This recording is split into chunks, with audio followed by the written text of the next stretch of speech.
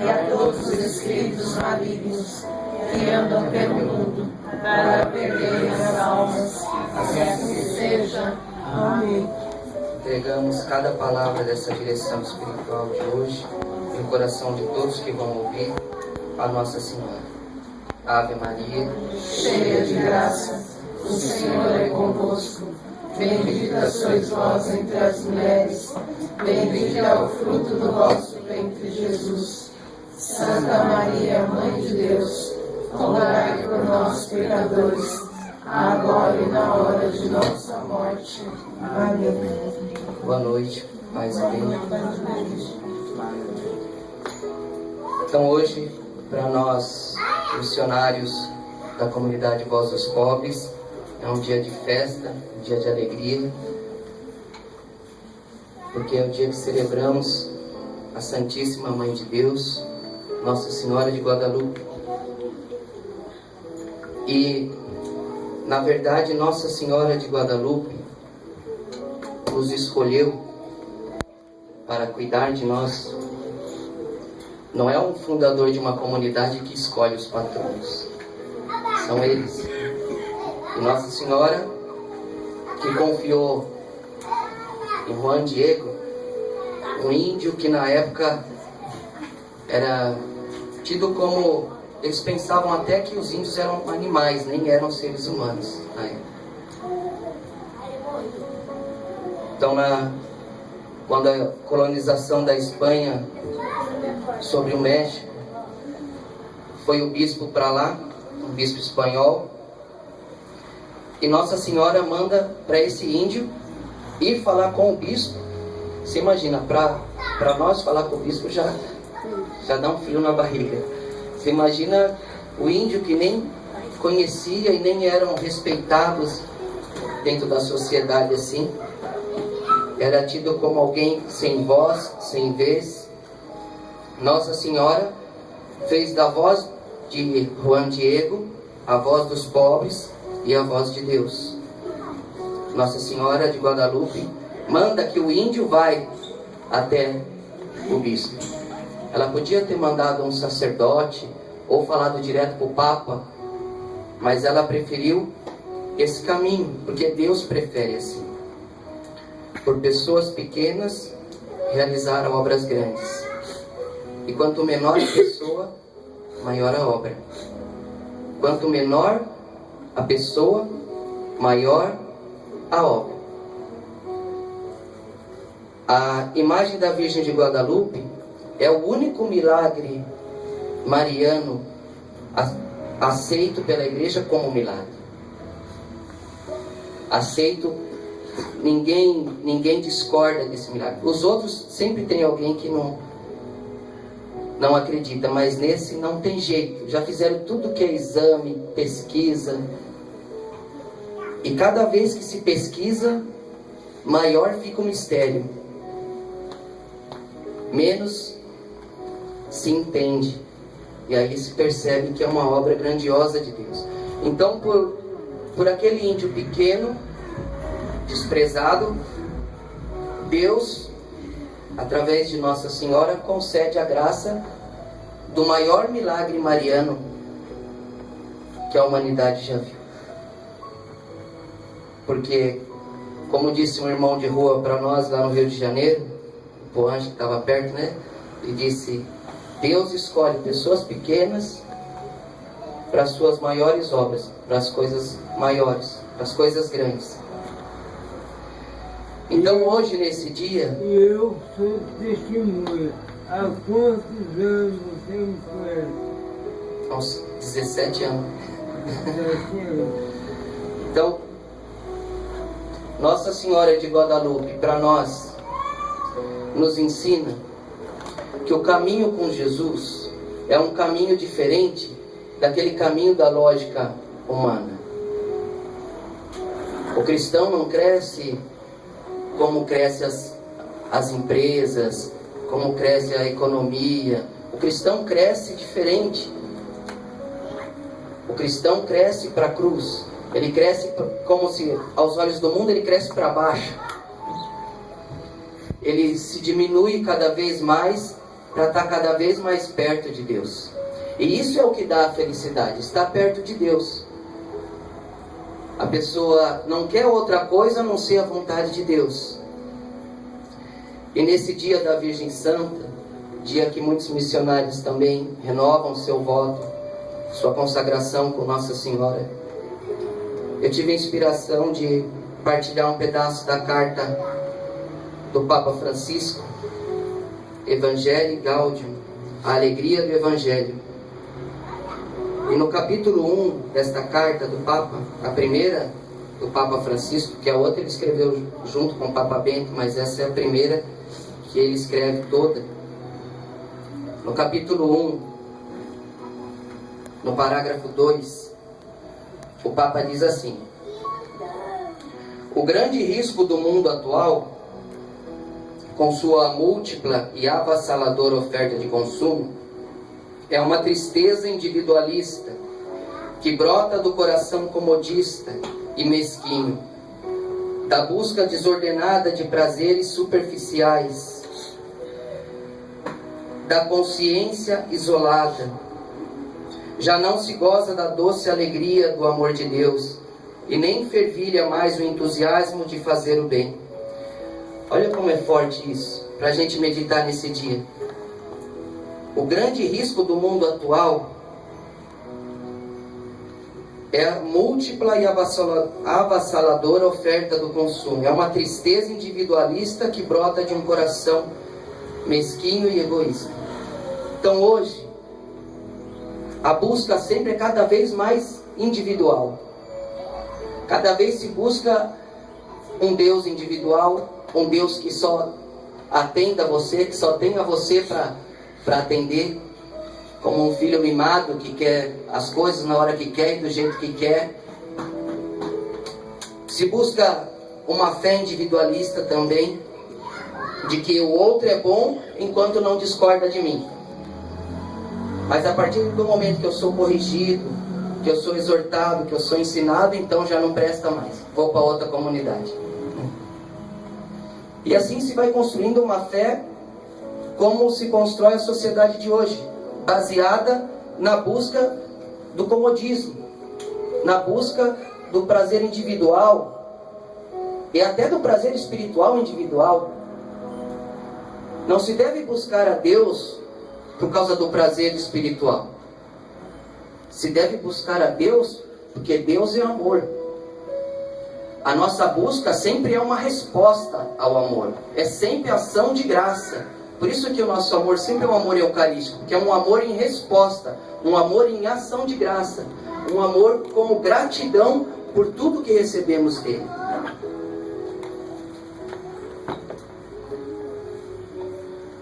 Já não se goza mais da doce alegria do amor de Deus, e nem fervilha mais o entusiasmo de fazer o bem.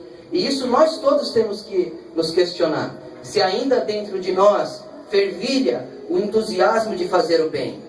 Ou se o tempo, o cansaço, as provações foram esfriando esse entusiasmo de fazer o bem. Para nós, missionários Voz dos Pobres, como anda nosso coração nesse sentido? Porque quando abraçamos o nosso carisma, quando dissemos a Deus o nosso primeiro sim para esse carisma, fervilhava em nosso coração o entusiasmo em fazer o bem. E hoje não deve ser diferente disso. Porque o entusiasmo para fazer o bem é uma decisão. Não está apoiado em sentimentos. Não está apoiado em alegrias, em satisfações. Está apoiado numa decisão de buscar fazer o bem. E o próprio bem que se faz já é o prêmio pelo bem feito. Continua dizendo assim o Papa: quem arrisca, o Senhor não o desilude. Quem arrisca, o Senhor não o desilude. E quando alguém dá um passo pequeno em direção a Jesus, descobre que ele já aguardava de braços abertos a sua chegada. Quem arrisca, o Senhor não o desilude. E quando alguém dá um passo em direção a Jesus, descobre que ele já aguardava de braços abertos a sua chegada. O Papa chama a igreja, e nós somos igreja, a lançar as redes, a arriscar. Tem uma frase muito bonita que o Papa disse assim, que prefere uma igreja machucada, com os joelhos machucados, às vezes até suja de barro, de lama, mas por ter tentado resgatar alguém, do que uma igreja bonitinha e perfumada que não sai de si mesma. O Papa disse isso. O Papa chama a igreja a arriscar, a lançar as redes, a ser diferente, a acreditar que é possível, sim. Deus pode sustentar o meu sim, Deus pode sustentar meu carisma, Deus pode sustentar meu chamado, Deus pode sustentar em mim a vontade eterna de fazer o bem. Ele pode. E nós, como comunidade, é importante sempre ter isso no nosso coração, principalmente de todos os ministros e guardiões de nossa comunidade, e todos que virão depois de nós também, tiver qualquer cargo de governo dentro dessa comunidade. É importante saber que governar é servir, é ouvir a voz de Deus, é arriscar, é obedecer a voz de Deus, não ter medo de lançar as redes, não ter medo de arriscar, não querer primeiro ter a segurança de um bem-estar econômico, para depois a gente alugar uma casa para cuidar dos pobres, ou para depois a gente inaugurar uma missão em outra cidade.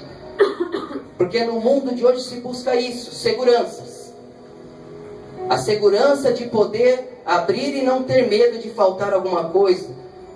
Mas o Evangelho é completamente diferente disso. Jesus disse, vai e não leva bolsa, não leva nada, vai evangelizar. Quer dizer assim, não coloque a confiança, não ache que o Evangelho dependa do dinheiro. Não achar que o Evangelho dependa dos recursos humanos. O Evangelho depende de Deus, do sim do discípulo, mas da vontade de Deus. Arriscar. Arriscar. Mesmo que não der certo, mas arriscou. Deus, como diz Santo Agostinho, vai contabilizar o que você arriscou como se você tivesse conseguido fazer, mesmo que não consiga. Porque o que está sendo analisado é a sua obediência, a sua disposição, o ir, o se lançar em Deus.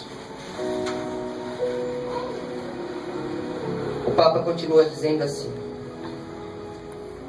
é momento de todos nós se achegarmos de novo a Jesus e renovar hoje mesmo o encontro pessoal com Ele. E não há motivo para alguém poder pensar que este convite não lhe diz respeito. Olha só o que o Papa fala. Hoje é tempo de renovar a nossa aliança com Jesus, e não tem motivo para alguém pensar que não precisa renovar com Jesus. Ele disse assim, este é o momento para dizer a Jesus: Senhor, deixei-me enganar de 1000 maneiras e fugi do vosso amor, mas aqui estou novamente para renovar minha aliança convosco. Eu preciso de vós. Resgatai-me de novo, Senhor. Aceitai-me mais uma vez nos vossos braços redentores. Isso é um pedido que temos que fazer todos os dias ao Senhor.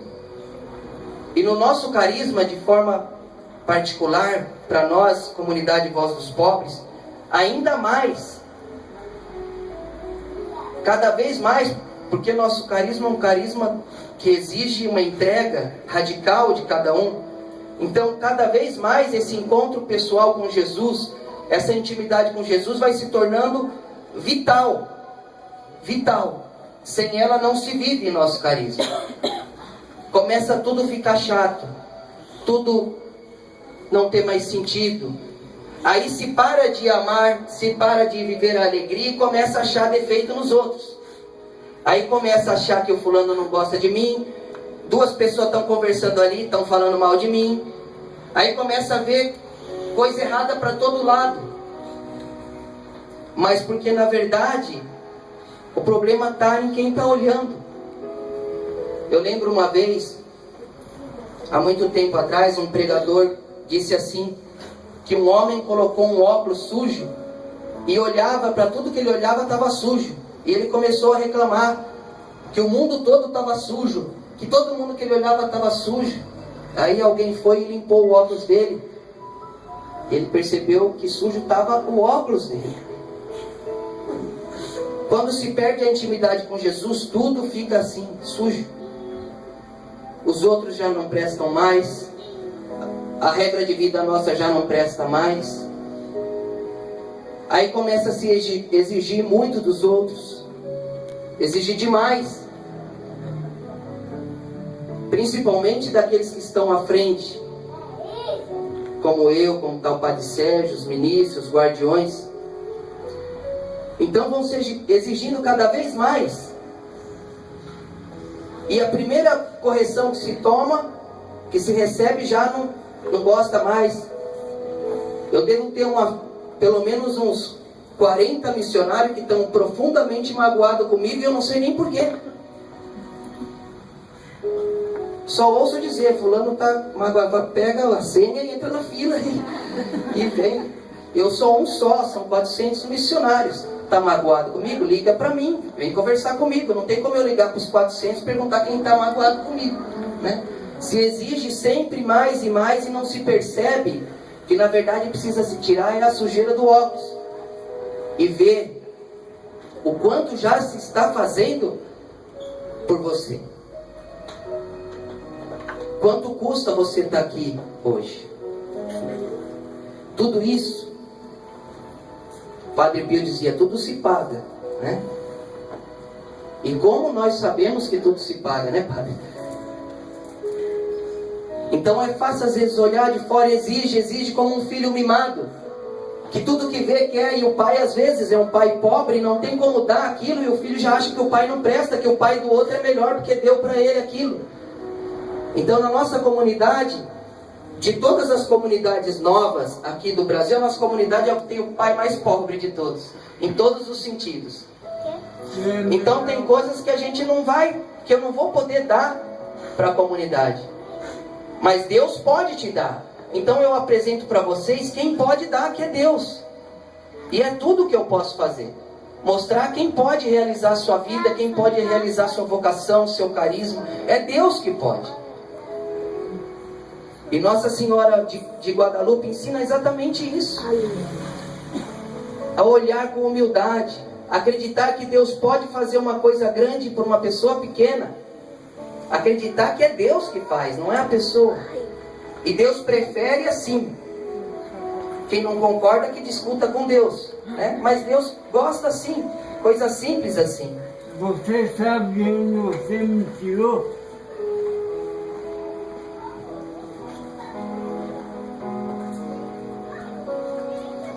Tem uma passagem no Salmo 50, que está escrito assim: ó meu Deus, criai em mim um coração puro, e dai-me de novo um espírito decidido.